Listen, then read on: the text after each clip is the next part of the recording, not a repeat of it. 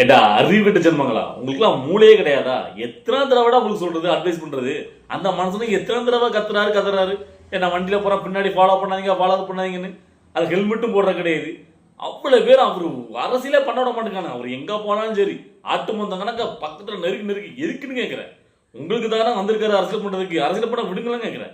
நீங்க எல்லாரும் பண்றது எப்படி இருக்குன்னா, கண்ட கருமாதனம் பிடிச்சவனா விஜய்க்கு அட்வைஸ் பண்ற மாதிரி இருக்கு. உன் கூட்டத்தையும் உங்களால் கட்டுப்படுத்த முடியல, நீ எப்படி நாட்டுக்கு ஆட்சிக்கு வந்து எப்படி அதே மக்களை கட்டுப்படுத்த போறேன்னு. அதாவது நாட்டில் 1008 பிரச்சனை ஓட்டம் இருக்கு. இங்க வந்து ஜாதி பிரச்சனையில இருந்து அந்த பிரச்சனை டெய்லி ஒரு சம்பவம் நடந்துட்டு இருக்கு. பெண்கள் பாதுகாப்பு இல்லாம, அவ்வளவுக்குள்ள சட்டமும் சரியில்லாம அங்க வேடிக்கை பார்த்துட்டு இருக்க அரசாங்கம். அதை பார்த்து ஏன் ஆட்சி சரியான தெரியல, துப்பு இல்லையான்னு சொல்லி கேள்வி கேட்க மாட்டேங்கான்.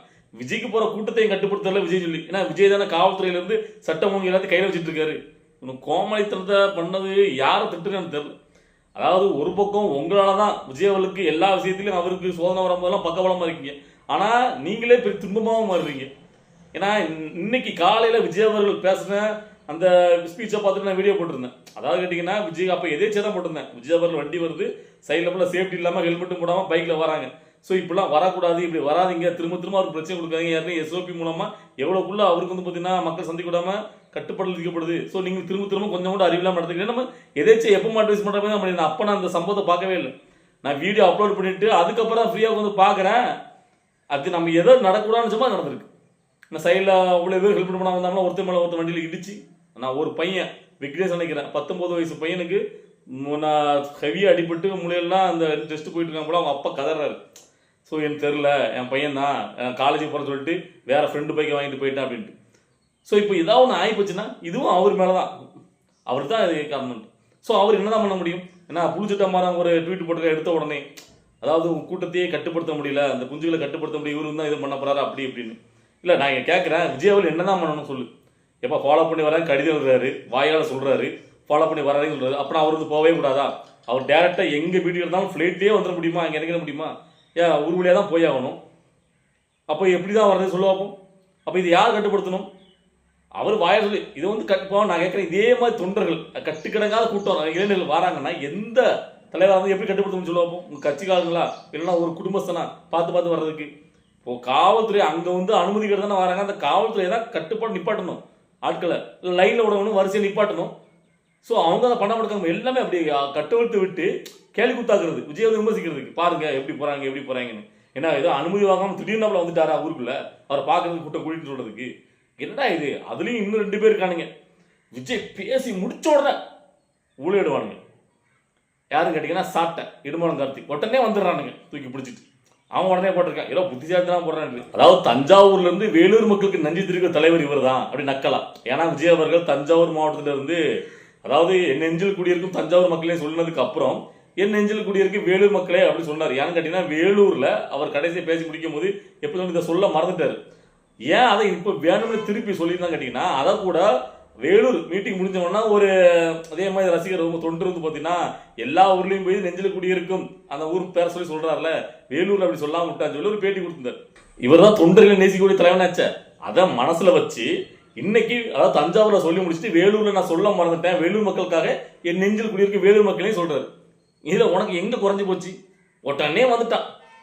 ஏன்னா நீங்களாம் இதை பேசலாமா? தமிழ்நாட்டு இருந்துட்டு இலங்கை மக்களுக்காக வந்து பாத்தீங்கன்னா போட்டம் பண்றாங்க. நீங்க வந்து பாத்தீங்கன்னா இங்க இலை மலர்ந்தால் ஈழம் மலரும் சொல்றாரு உங்க தலைவர். நீங்களாம் எப்படி வந்து விஜய் விமர்சிக்க வரீங்க? அதாவது விஜய் பேசி முடிச்ச உடனே வந்து கதற வந்துடணும். ஏண்டா இங்க போங்கடா, நாட்டில் 1008 பிரச்சனை நடக்குது. சட்டம் ஒழுங்கு சரியில்லைன்னு சொல்லிட்டு அந்த ஆட்சி நடத்துக்கு கூட திமுக அரசை கேள்விக்கு துப்பு இல்லாத நீங்களாம் பேசலாமா? உடனே வந்து பாத்தீங்கன்னா விஜய் அவனை கட்டுப்படுத்த முடியல, விஜய் அப்படி போறாரு, அவருடைய குஞ்சுகளை கட்டுப்படுத்த முடியாதவர் அப்படி இப்படின்னு. அதாவது கட்டுக்கடங்காத கூட்டம் வந்தாதான் தெரியும் எப்படி கட்டுப்படுத்துறதுன்னு. உங்களுக்கு வரக்கூடிய கூட்டம் எல்லாம் வர்றதே 10 பேர். அதாவது பார்த்தீங்கன்னா அன்னைக்கு, அதாவது நாம வந்து நேர்மையோட, ஏன்னா அதுவுமே காசு கொடுக்காம கூட்டுறாங்க. இந்த நாம் தமிழ் கட்சி அந்த மாநாடு நடந்தாங்கல்ல, அப்போ வந்து பார்த்தீங்கன்னா நேர்மையாக வந்து விமர்சித்தோம். ஆனால் இவங்களுக்கு அதெல்லாம் தங்கன்னு நினைக்கிறேன். இவனை அப்பவே உருட்டி விட்டான் சாட்டை. அதாவது கேட்டிங்கன்னா 5 லட்சம் பேர் வந்துட்டாங்க அப்படின்ட்டு. மத்தியானம் 5 மணிக்கு லைவ் இருக்கிற கூட்டமே இல்லை. நம்ம லைவ்ல தான் பார்த்துட்டு இருக்கோமே. அதுக்கப்புறம் இருக்க நேரத்தில் வேடிக்கை போதும் அப்படி இப்படின்னு எப்படியோ ஓரளவு ஒரு 1 லட்சம் பேர் வந்திருப்பான்னு வச்சுக்கோங்களேன். இவன் 5 லட்சம்னு கணக்கு போட்டான். அப்படி ப்ராடு போட்டுட்டு இவங்கெல்லாம் வந்து பேச வந்துட்டானுங்க. ஸோ அவருக்கு இயற்கையாகவே அவர் ஒரு நடிகராக இருக்காரு. இப்போ அரசு கட்சி ஆரம்பிச்சிருக்காரு. ஒரு நேரில் பக்கம் கூட்டம் கூடுது, யாரும் இல்லைன்னா. அதான் வந்து அந்த இளைஞர்கள் தான் திருந்தணும். அதுக்கு அவர் என்ன பண்ணுவாரு? ஸோ அதை முடியலன்னா பாதுகாப்பு கேட்டுருக்காங்கல்ல, காவல்துறையை அவங்கள கட்டுப்படுத்தணும். எல்லாரும் நிப்பாட்டி லைன்ல விடணும். ஏன் கட்டு கடங்காத ஆட்டு ஏன் உள்ள அனுப்பி விடுறீங்க? அப்போ ஓடி போகும்போது ஒருத்தர் மேலே ஒருத்தர் தான் இடிக்க தான் செய்வான். ஸோ அப்போ இதில் நம்ம மற்றவங்கள விமர்சிக்கடையும் நான் வந்து நேரடியாக விஜயோடைய ரசிகர்களையும் ஆதரவாளியும் தான் முதல்ல திட்டுன்னு நினைக்கிறேன். நீங்களா சுயமாக ஒவ்வொருத்தர் திருந்தாத வரைக்கும் இங்கே எதுவும் மாறப்படுறது கிடையாது. விஜயவுக்கு நல்ல பேரும் கிடைக்க போகிறது கிடையாது. கண்ட கரமான முடிச்சும் விஜய் விமர்சிச்சு தான் போகிறான். ஏன்னா எவனுக்கு எதுவும் தெரியாது. அந்த மனுஷனாவது பார்த்தீங்கன்னா தைரியமாக ஒரு அரசுக்குள்ள இறங்கியிருக்காரு. அதனால் 1008 இன்னும் தாங்கி இன்னும் நிற்காரு. ஸோ நீங்கள் வந்து பார்த்தீங்கன்னா அவருக்கு சப்போர்ட்டாக இருக்குன்னு தவிர அவர் தொந்தரவாக தான் இருக்கீங்க. அதாவது தொல்லை தான் உங்களால்.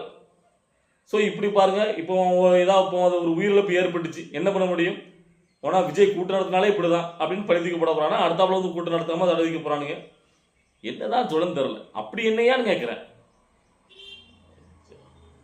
திருந்துங்க, கொஞ்சமாவது திருந்துங்க. அதானே கடவுளையாக பார்க்க போறீங்க? அவனுக்கு பார்த்தீங்கன்னா சரி, அது ஒரு ஆசை இருக்கும். ஒரு நம்மளை ஒரு பிடிச்ச ஒரு நடிகர், ஒரு அரசியல் கட்சியாக இருந்திருக்காரு, அவர் நேரில் பார்க்கணுங்கிறாரெல்லாம் புரியுது. அதுக்காக இப்படியா உங்களுடைய உயிரையும் விடையும் துச்சா மதிச்சுக்கிட்டு அது என்னன்னு கேட்குறேன். ஸோ கொஞ்சமாக திருந்துங்க. அதாவது நீங்கள் ஒவ்வொருத்தரும் மனசை வச்சு ஒவ்வொருத்தரும் திருந்தணும். தனித்தனியாக, அதாவது தனி மனித ஒழுக்கம் தான் முக்கியம். தனி மனிதன் திருந்தாட்டினாலும் அவங்க ஒன்றும் மாற்றம் வராது. விஜயோட ரசிகர்கள் ஆதரவாளர்கள் எல்லா ஊரில் உள்ளது நான் சொல்கிறேன். இம்மாவட்டத்தில் ஒவ்வொரு மாவட்டத்துக்காக போகிறாரு. ஸோ அப்போ ஒவ்வொரு மணி இதே மாதிரி திரும்ப தவற பண்ணாதீங்கிறது தான் முன்னக்கூட்டியே நம்ம சொல்கிறது. புரியுதா இல்லையா? நேரத்தை புரிஞ்சா தெரில. சரி பார்க்கலாம். அடுத்த ஒரு மீட்டிங்கில் இந்த மாதிரி தவறு நடக்காமல் எல்லாரும் கேர்ஃபுல்லாக, அதாவது அவர் போகிறாருன்னா நின்று பாருங்கள். அவர் வண்டிக்கு பின்னாடியே சைடில் பைக்கை விட்டு போகாதீங்க. ஸோ இது எங்கே போய் முடியப்போன்னு தெரில. பார்க்கலாம். நீங்கள் திருந்தீங்கன்னு ஒரு நம்பிக்கை தான் திரும்ப நம்ம சொல்லிட்டு இருக்கோம். எங்கே போய் முடியப்போ தெரில. அதுக்கப்புறம் இன்னொரு முக்கியமான விஷயம், இதை நம்ம பேசியே ஆகணும். அதாவது ஒரு ஊடகங்கள்னா கொஞ்சமாவது ஒரு நடுநிலைமையோட ஊடகங்கள் நடந்துக்கணும். அதை விட்டுட்டு கீர்த்தனமாக மீம்ஸ் கிரியேட்டர் மாதிரி மீம்ஸ் போட்டுக்கிட்டு ஒருத்தர் கிடைச்சி விட்டார் அவரை எப்படியா ட்ரால் பண்ணணும் அப்படின்னு நினச்சிங்கன்னா பதினடி தாக்குதல் வரதான் செய்யும். அப்புறம் ஒப்பரை வச்சு என்ன பிரயோஜனம்?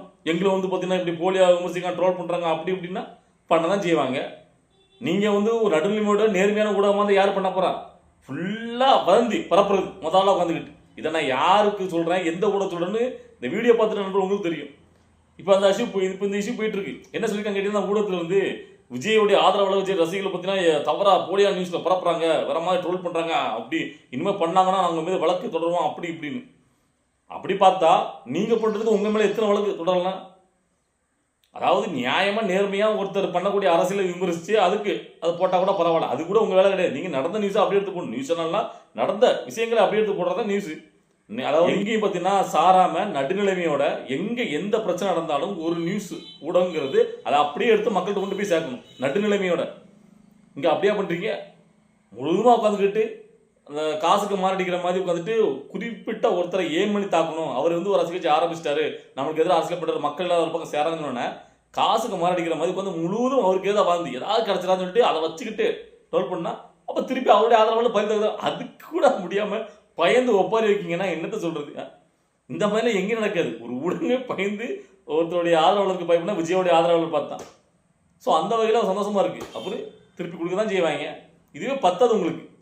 அதாவது நான் வந்து பார்த்தீங்கன்னா அநாகரிகமாக ஆபாசமாக பதிவு போடுறத சப்போர்ட் பண்ணுற முடியாது. அது வந்து யாரு பண்ணாலும் தவறு, அது விஜய் ரசிகளே பண்ணாலும் தவறு, நம்ம அதை சொல்லலை. ஆனால் நீங்கள் வந்து பார்த்தீங்கன்னா ஒரு வதந்தி பரப்புற மாதிரி முழுக்க இப்போ விஜய் ஒரு சங்கீதா அவங்களுக்கு அதை கூட ரொம்ப அநாகரிகமாக விமர்சிக்கானுங்க. ஏன் இதுக்கு முன்னாடி யாருமே புருஷன் மாட்டி டைவர்ஸ் அப்ளை பண்ணதே கிடையாதா? எவ்வளோ வரலாறு இருக்குது. ஒரு கட்சி ஒரு தலைவர் எத்தனை முன்னாடி கேட்டாங்கன்னா அதெல்லாம் எடுத்த நாரி போயிடும். ஸோ அப்படி இருக்கும்போது நீங்கள் வந்து ரொம்ப அவதூறாக அநாகரிகமாக விமர்சிக்கும் போது ஸோ அப்போ வந்து அவருடைய ஆதரவாளர் பதிலுக்கு பண்ணதான் செய்வாங்க. நீங்கள் தான் தூண்டியே விட்றீங்க. தூண்டி விட்டுட்டு அவங்க அப்படி பண்ணுறாங்க அப்படி பண்ணுறாங்கன்னா இல்லை இவங்க ஒட்டுமொத்த மனசு சொல்கிறானுங்க. இவங்களாம் வம்படியா இப்போ கூட ஒரு பொண்ணு அந்த பெண்களை பற்றி விமர்சிக்க கூடாது தான் அந்த பெண்ணு வம்படியாக வந்து இதை ஜல்லிக்கட்டில் பேர் வாங்கின மாதிரி அது ஜல்லிக்கட்டு தான் வாங்கி கொடுத்து ஒரு பீத்திரையில் ஒரு பொண்ணு. ஸோ அது வந்து வம்படியாக அதுவே தான் உள்ளுக்குள்ள வந்துச்சு. இந்த பசங்க ஏன் தேடி போய் அதை எடுத்து வந்து பார்த்தீங்கன்னா ட்ரோல் பண்ணல யூஸ் பண்ணல. அதுவாக வம்படியாக வந்து விஜயோவில் விமர்சனம் பண்ணி சம்மந்தமே இல்லாத வந்து பண்ணி அதை வந்து பெரிய ஆளாக நம்ம பாப்புலர் ஆகணும், இப்போ யாருமே நம்ம கண்டுக்கிறலங்கிறக்காண்டி ஸோ பண்ணி இப்போ திருப்பி அடிக்கிறானுங்க. யார் இவங்க விஜய் ரசிகர்கள் சம்மந்தமே இல்லாத போய் யாரையும் போய்ட்டு விமர்சனம் பண்ணுறது கிடையாது. அப்புறம் எல்லாத்தையும் தூண்டி விடுறது நீங்கள் தூண்டி விட்டுக்கிட்டு அப்புறம் குத்தியே குடையதேன்னா என்னத்தை சொல்ல? ஸோ இருந்தாலும் நாம் வந்து பார்த்தீங்கன்னா இப்போ நம்ம ஒரு நடுநிலையோட நம்ம வீடியோ போடும்போது நம்ம விஜய்க்கு அவர் சப்போர்ட் பண்ணுறதா இருந்தால் கூட அங்கே நடக்கக்கூடிய தவறுகள் விஜயோடைய ஆதரவால் இப்படி பண்ணால் கூட நம்ம தவறு கண்டிக்கிறோம், நம்ம பண்ணக்கூடாது. ஆனால் இதே இது மற்ற கட்சிக்காரனுங்க, அதாவது அந்த கட்சி சப்போர்ட் பண்ணுவாங்க, கட்சியோட நிர்வாகிகள் தவறா பண்ணா அதை ஒத்துக்கிறது கிடையாது, தவறும் சுட்டி காட்டுறது கிடையாது. அப்படி இருந்தா சிவாஜி கிருஷ்ணமூர்த்தி இன்னும் திமுக மண்டல ஏறி ஆபாசமா எல்லாரும் விமர்சனம் பண்ணிட்டு இருப்பாரு. ஏன் அதுக்கெல்லாம் எத்தனை கேஸ் போடணும் இல்லை கேட்குறேன். என்னத்த சொல்ல எனக்கு தெரியல. இந்த மாதிரி எல்லா கட்சியிலுமே ஏன் நான் திரும்ப சாட்டை பேசாத பேச்சா பெரிய யோக்கியங்கனாக்கா, அதாவது விஜயோட ரசிகர்கள் அவன் ஆகுனா இதை சொல்லுவான், விஜயோட ஆதரவாளர் ரசிகர்கள் மற்ற கட்சிக்காரங்க இப்படி அவசரம் பேசுனாங்க அப்படி திட்டாங்கன்னு. பாவிலா நீ பேசாத பேச்சா. ரஜினிகாந்த் அரசியலுக்கு வரணும்னா அவரோட குடும்பத்தையே அவர் பொண்ணு என்ன பண்ணுச்சு அதை அசிங்கசியாக பேசுனா சாட்டை. இவன்லாம் யோக்கியம். சிரிப்பு தான் வருது. உங்க அண்ணன் சீமானு விஜயகாந்த நல்ல கண்ணு கால் கட்ட மயிருக்கு சமமான இப்படிலாம் பேசிக்கிட்டு அதுக்கப்புறம் நீங்க வந்து பார்த்தீங்கன்னா ரொம்ப அது நாராவே நல்லாவே மாறி மாறி பேசிக்க என்னத்த சொல்றது. நீங்களாம் ஒரு கட்சியில அதிகம். ஆனா விஜயோட ஆதரவாளர் எங்க இருக்காங்க தெரியும். ஆன்லைன்ல யாரு வேணாலும் விஜய்க்கு ஆதரவா வச்சு டிபிச்சு என்ன வேணா பேசலாம். அதுக்கெல்லாம் விஜயோட பொறுப்பாக முடியுமா? இருந்தாலும் நாம வந்து அப்படி பண்ணாதீங்க தவறு அடக்கி வச்சுட்டு இருக்கோம். ஆனா அவங்களாம் தூண்டி விட்டு நீங்க வந்து பாத்தீங்கன்னா அவங்கள அப்படி பேச, அதாவது அவங்கள வந்து இன்னுமே வேகமா செயல்பட வைக்கிறது நீங்க தான், எதிரில் இருக்கிறவங்க தான். ஸோ முதல்ல நீங்க திருந்துங்க, ஆட்டோமேட்டிக்காக இவங்க திருந்துவாங்க. வந்துட்டாங்க பெரிய விளக்கண்ண மாதிரி அப்படியே அட்வைஸ் பண்றதுக்கு. ஸோ ஓகே, இந்த வீடியோ பார்க்கும்போது உங்களுக்கு என்ன தோணுச்சு தோழர்களுக்கு? அதாவது நம்ம வீடியோ பார்த்து சப்ஸ்கிரைபிள், அதாவது நம்ம திரும்ப அட்வைஸ் பண்ணி திரும்ப இந்த மாதிரி தவறு நடக்கும்போது அது வந்து விஜய் தான் கெட்ட பேராக போயிட்டு இருக்கு. உங்களுக்கு பார்க்கும்போது நீங்க என்ன சொல்ல நினைக்கிற அந்த நபர்கள்ட்ட நீங்க என்ன கருத்துறீங்களோ அதை கமெண்ட்ல பதிவு பண்ணுங்க. நம்ம அடுத்த வீடியோ பார்க்கலாம். ஓகேவா? பாய்.